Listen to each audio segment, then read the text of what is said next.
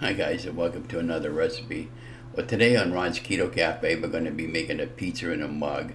That's right, you heard me, mug pizza.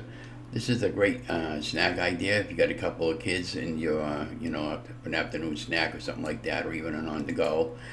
This recipe comes through from CJ's Kitchen, and I'll have the link below to show more, and hopefully if I can figure it out it'll be above the timeline as well. Okay, so to get started we're going to use one large egg in a mug, and then we're going to take 1 tablespoon of olive oil and 1 tablespoon and half. We're going to whisk everything all together until the ingredients are well combined, just like you're seeing me over here in the overhead.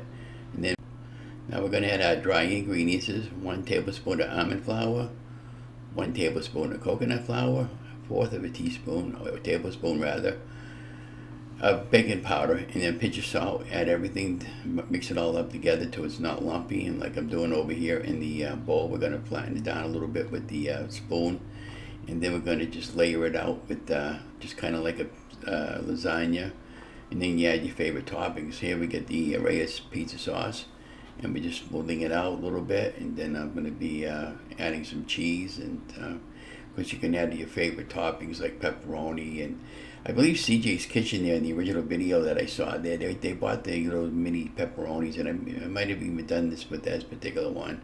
But cheese, I love cheese, and any of your favorite toppings. Of course, this is a pre-shipbread kind there, but they recommend that you really shred your own cheese because this, I believe, has a lot of starch in it, so you got to be mindful of that on low-carb keto.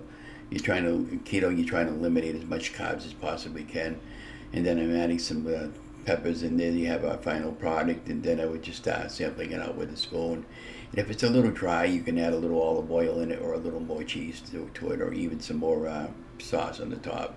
But anyways, I hope you enjoyed the video, and again, if you got anything else you want me to make, don't forget to give me a thumbs up, like, share, and subscribe to the channel. Don't forget to support CJ's Kitchen.